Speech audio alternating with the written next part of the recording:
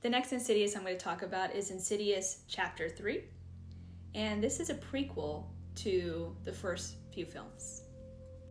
I watched the first Insidious and Insidious Chapter 3 in theaters, and let me tell you, it's definitely a different experience watching these horror movies in theaters compared to at home. In this film, Quinn lost her mother, and she goes to Elise for guidance so that she can talk to her mom. Elise is terrified to try to reach out to the dead, but what ends up happening is when she tries, she gets terrified and tells Quinn, hey, it's not your mother trying to contact you, and not to do it anymore. Quinn doesn't heed Elise's warning, and she thinks that her mother is constantly trying to contact her, but it's a different entity. Quinn is auditioning so that she can go away to school, but she ends up having an accident.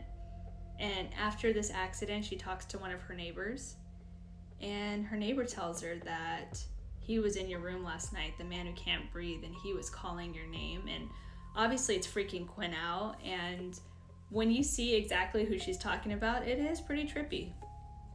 The part that definitely was super trippy was a part she's talking to her friend on FaceTime, and she said, is that your brother right behind you? And then you see that there's no one right behind her, but the man who can't breathe was obviously there, so other people could see it, but Quinn is just freaked out because now she doesn't know who's in her room, and she thinks her next door neighbor's also on the other side of the wall, and then she finds out he's not at home, but there's someone knocking towards her.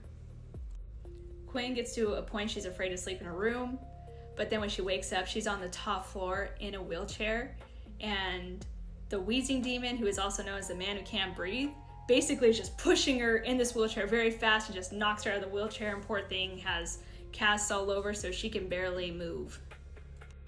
Poor Quinn is just basically trying to fight for her life, and her dad doesn't know what to do, so he goes to seek Elise to see if she can help them as well. And the father doesn't know what's going on with his daughter, so when she gets possessed, it's very eye-opening for him, especially when she's trying to kick off her cast.